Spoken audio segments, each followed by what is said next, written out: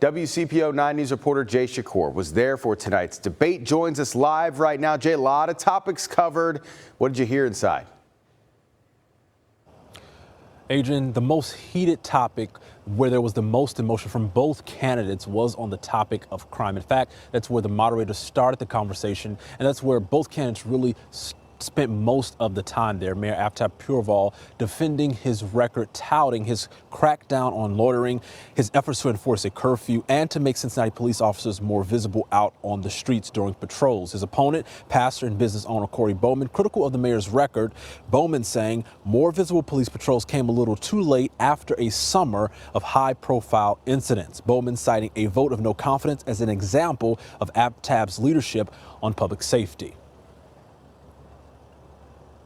And the FOP understands this, the cops understand this, and also let's not forget that firefighters don't just fight fires, they actually clear the crime scenes, and they do so much. This council, as opposed to the past, has invested in recruit classes every single year. And if we continue on that path, we will hit the complement that we need. This council gave the most generous contract to the FOP.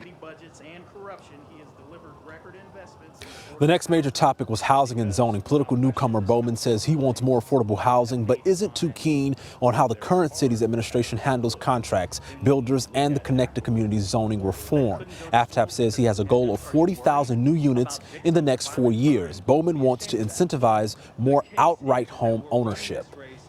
We need to incentivize revamping these old historic buildings that have so much charm instead of only incentivizing the connected developers to build concrete boxes. So the residential tax abatement was changed by this council to make sure that neighborhoods like the West End got the biggest tax abatement allowable by state law, and that communities like Hyde Park got very, very small incentives.